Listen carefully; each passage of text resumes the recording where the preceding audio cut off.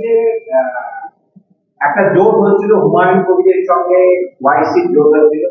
কালকে একটা video viral হয়, সেই ভিডিও ভাইরালের পরিপ্রেক্ষিতে ওয়াইসি জানান যে এই জোট তারা ছিন্ন করে দিয়েছে। এই সমস্ত ভোটের আগে সংখ্যালঘু ভোট নিয়ে এই জায়গাটায় রয়েছে, এটা আপনার প্রতিক্রিয়া? দেখুন, মিম একটা পার্টি আর হুমায়ুন কবিরের আরেকটা পার্টি। মুসলমান ভোটগুলোকে এক করার জন্য দুটো পার্টি ঐক্যবদ্ধ হয়েছিল, আর তো কোনো মহৎ উদ্দেশ্য ছিল না।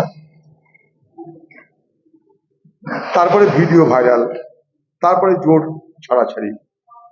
কোথাকার ভিডিও, কিসের ভিডিও, কেন ভিডিও, কিভাবে এলো, তার কিছু আমরা জানি না।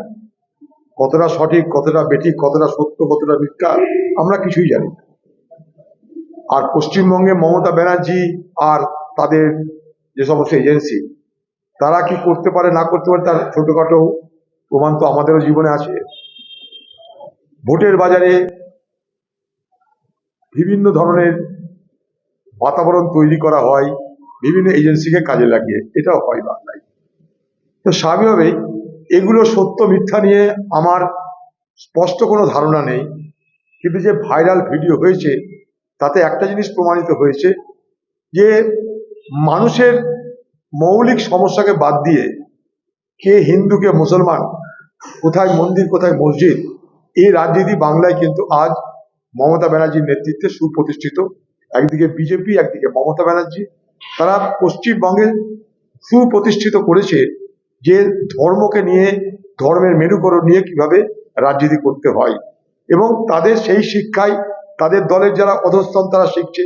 এই হুমায়ুন কবির তার কাছে শিখেছে কি করে মুসলমান ভোট এদিক ওদিক করতে হয়, কি করে মুসলমানদের ব্যবহার করে হিন্দু মুসলমানের মধ্যে বিভাজন তৈরি করে অধীর চৌধুরীকে হারাতে হয়, দাঙ্গা করাতে হয়। শুধু দিদির কাছে শিখেছে হুমায়ুন, দিদি তার জন্য কোনোদিন কোনো নিন্দাও করেনি, কোনো প্রতিবাদও করেনি, মনে করে দেখুন। তাই স্বাভাবিকভাবেই এ বাংলায় যা দেখছি সবকিছুই সম্ভব। তো আমি বলবো বাংলার এবং মুর্শিদাবাদের মুসলমান সম্প্রদায়ের মানুষকে কোনো দিকে না তাকিয়ে যদি সত্যকারের ধর্ম নিরপেক্ষ কোনো দলের কথা ভেবে থাকেন আপনারা, আবার বলছি, যদি প্রকৃত অর্থে ধর্ম নিরপেক্ষ কোনো দলের জন্য আপনারা চিন্তা করেন, তাহলে এদিক ওদিক না দেখে কংগ্রেসকে সমর্থন করুন। কারণ কংগ্রেস যে ধর্মনিরপেক্ষ দল, এটা কংগ্রেসের 100 বছরের ইতিহাস তার প্রমাণ দেয়। বাকি হঠাৎ করে এদিক ওদিক গজিয়ে ওঠা কোনো মুসলমান দরদি, কোনো হিন্দু দরদি দলের কোনো প্রয়োজন নেই। কারণ ভারতবর্ষের মুসলমান, ভারতবর্ষের সংখ্যালঘু, ভারতবর্ষের শিডিউল কাস্ট, ভারতবর্ষের জনজাতি, তাদের সকলের স্বার্থ রক্ষা করার জন্য কংগ্রেস আজকে নয় গত 100 বছর ধরে লড়ছে। আরো বলি 138 বছর ধরে লড়ছে। তাই কংগ্রেসের কাছে মানুষ খুব সহজেই এই ভরসা পেতে পারেন, এই বিশ্বাস করতে পারেন যে ধর্মনিরপেক্ষতা, সকলের জন্য সমান অধিকার যদি কোনো দল দিতে চায় তার নাম ভারতের জাতীয় কংগ্রেস।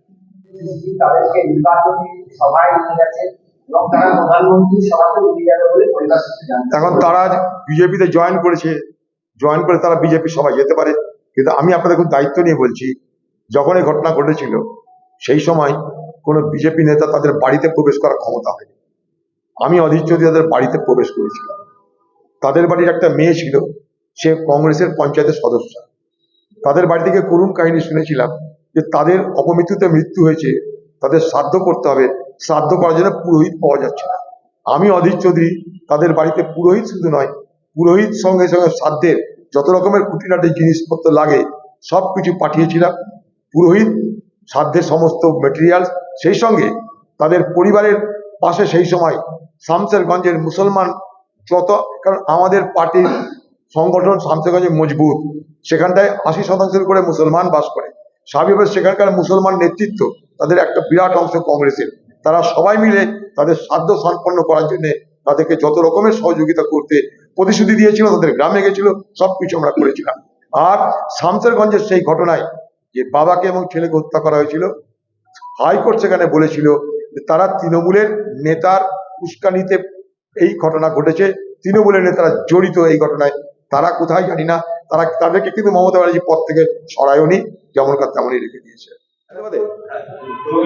আচ্ছা, আপনারা বলছেন যে প্রধানমন্ত্রী মুখ্যমন্ত্রী যেখানে সভা করছেন আবার কি ওখানে রঘুনাথগঞ্জে হিন্দুদের সংখ্যাটা একটু বেশি আছে, গতবার ভালো হিন্দু ভোট কনসলিডেট হয়েছিল, ঐক্যবদ্ধ হয়েছিল, সেইটা ক্যাশ করতেই আসছে। দিদি একদিকে, মোদি একদিকে, এটাই তো হয়। ভোটের আগে বাংলায় এটাই চলছে গত কয়েক বছর ধরে। 2021-এ দেখলাম এনআরসির পক্ষে, এনআরসির বিপক্ষে, এবার এসআর এর পক্ষে, এসআর এর বিপক্ষে। তার সঙ্গে যেখানে যে হিন্দু জনসংখ্যা যে সেটাকে কনসলিডেট করো, বিজেপির পক্ষে ভোট টান, এই তো গল্প। পদযাত্রা করে গেল, এবার কালকে অভিষেক বন্দ্যোপাধ্যায় সমাপনী করবে। তার মানে এটা ভালোই হয়েছে যে মমতা ব্যানার্জি, অভিষেক ব্যানার্জির মাথায় যন্ত্রণা ধরাতে পেরেছি আমরা, তো ভালোই লাগছে। অন্তত পথে তো নামাতে পেরেছি। খোকাবাবু হেলিকপ্টারে চলে, দিদি তো কোথাও নামে ঠামে না আজকাল, মাঝে মাঝে পাহাড়ে বেড়াতে বেড়াতে যাই, গরমে তাকে রাস্তায় তো নামাতে পেরেছি আমরা। এটাই আমাদের যে মনে করি একটা রাজনৈতিক লড়াই, মানে নির্বাচনী লড়াই, এটা একটা বড় সাফল্য আমাদের, যে পিসিকে, খোকাবাবুকে বহরমপুরের রাস্তায় আমরা হাঁটতে দিতে পারলাম। মানুষও দেখলো পিসিকে, খোকাবাবুকে, তারা দেখতে কেমন, চলে কেমন, কথা বলে কেমন, নাটক করে কেমন। সংখ্যা কোনো ব্যবস্থা চরম বিশৃঙ্খলা চলছে, টোটাল ক্যাওয়াস, টোটাল ক্যাওয়াস। তারা জানে না কোথায় যেতে হবে, তারা জানে না কিভাবে আবার ট্রিব্যুনাল হবে, কোথায় তাদের শুনানি হবে, কি করে তাদের নাম উঠবে। ওর কথা, ভোটের আগে এক বিরাট অংশের মানুষের ভোট দেওয়ার অধিকার কিন্তু কেড়ে নেওয়া হচ্ছে, এটা স্পষ্ট। এবং এই কেড়ে নেওয়ার মধ্য দিয়ে ভারতবর্ষের গণতন্ত্রকে কলঙ্কিত করা হচ্ছে, এটা আমার অভিযোগ। তার জন্য আমার দাবি, যতক্ষণ পর্যন্ত না, আবার বলছি, যতক্ষণ পর্যন্ত না একটা ভোটারের ভোট দেওয়ার অধিকারকে সুনিশ্চিত করা হয়, সুরক্ষিত করা হয়, যেটা দায়িত্ব নির্বাচন কমিশনের, ততক্ষণ নির্বাচন স্থগিত থাকা উচিত। কারণ আর্টিকেল 326-এ বলাই আছে রাইট টু ভোটের কথা। ভোটের অধিকার আমাদের সাংবিধানিক অধিকার। সে অধিকারকে সাধারণ ভোটার যারা, তাদের দোষে নয়, নির্বাচন কমিশন এবং রাজ্য উভয়ের গাফিলতিতে, উভয়ের দোষে, উভয়ের অদক্ষতা, অকর্মণ্যতার কারণে তাদের নাম বাদ যাচ্ছে। ফলে রাজ্যের উচিত নির্বাচন কমিশনকে বলা যে ভোটে বৈধ ভোটারদের নাম সম্পূর্ণভাবে যতক্ষণ না নথিভুক্ত হচ্ছে, ততক্ষণ ভোটদান প্রক্রিয়া বন্ধ থাক। আমাদের ভিডিও ভালো লাগলে লাইক এবং শেয়ার করুন। কমেন্ট সেকশনে গিয়ে জানান আপনাদের মতামত। আরও ভিডিও পেতে আমাদের চ্যানেল সাবস্ক্রাইব করুন এবং প্রতি মুহূর্তে খবরের আপডেট পেতে প্রেস করুন বেল আইকন।